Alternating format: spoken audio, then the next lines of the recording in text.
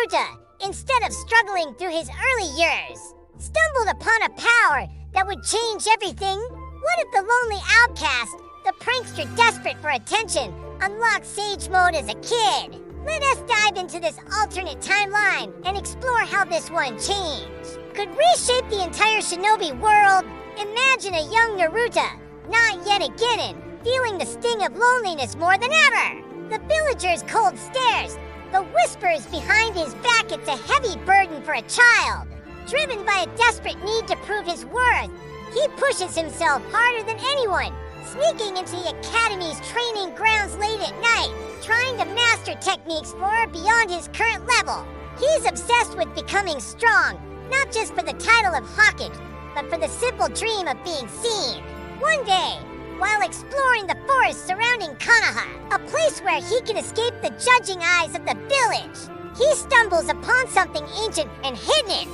Perhaps he follows an unusual-looking toad, or maybe he falls into a hidden cavern connected to Mount Myoboku. In this secluded place, he feels a strange, new kind of energy. It's not the familiar chakra he's been taught about. This is the very pulse of the world, the life force of nature itself.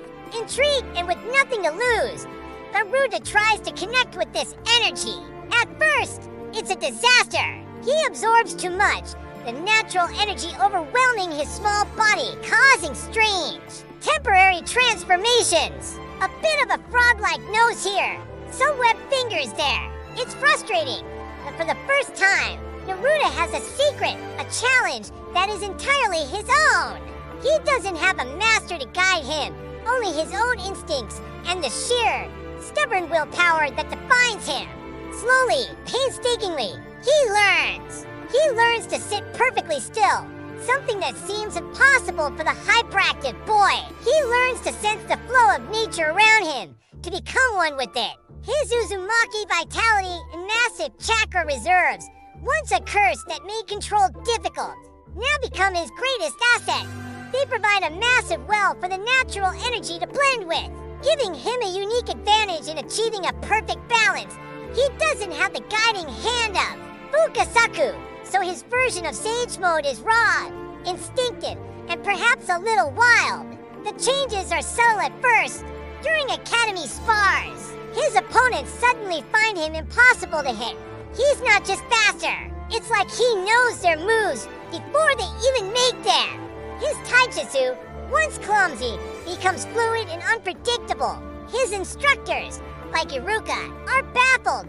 They see a flicker of the Nine Tails' power, but this feels different, calmer, more controlled. He's no longer just a loudmouth troublemaker.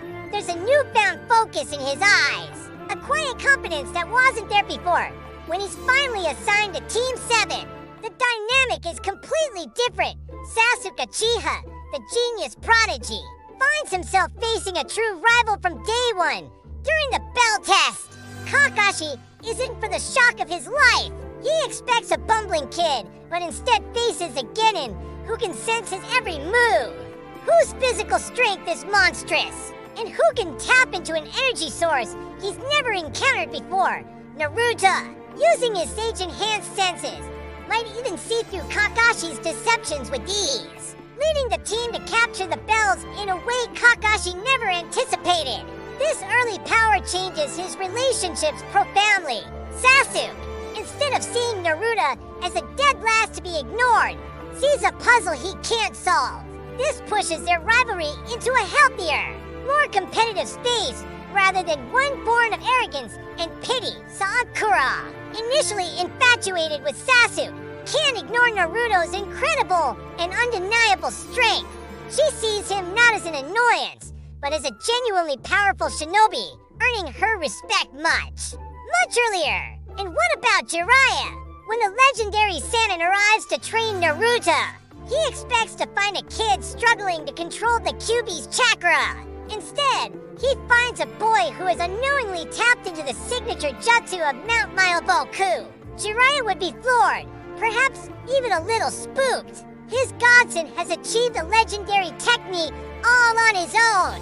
Their training would immediately shift. Instead of focusing on the basics, Jiraiya would take him straight to Mount Myoboku. to refine his raw talent, teaching him the frog kata and perfecting his sage mode under the tutelage of the great Toad sages. Imagine the Chunin Exams. Gaara's Zen defense seems absolute, but Naruto's sage mode allows him to sense the sand's movements on a natural level, finding weaknesses no one else could.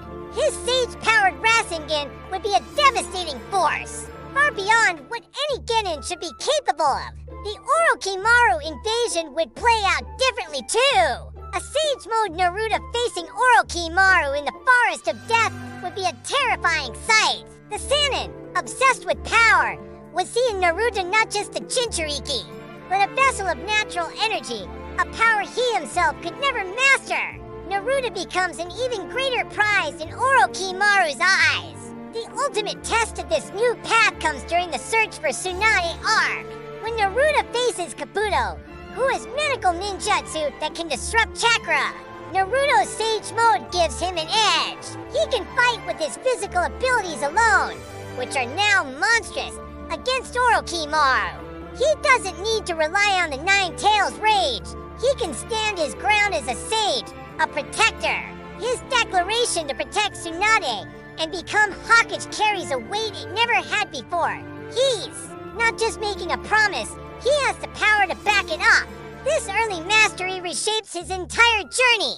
The Akatsuki would see him as a much greater threat from the outset. The fight against pain would be a confrontation between the disciples of Jiraiya, two different philosophies of peace. But Naruto would be entering that battle as a seasoned sage, not a newly minted one. His influence on the village, his bonds with his friends, and his very destiny as the child of prophecy are all accelerated and amplified. He becomes a beacon of hope for Konoha far earlier, not because of the monster sealed within him, but because of the incredible power he mastered through his own unique, lonely, and determined path. What do you think? How else would Naruto's journey change if he unlocked Sage Mode as a kid? Let me know your theories in the comments below. Thanks for watching. And if you enjoyed this what if scenario, be sure to like, subscribe, and hit that bell for more.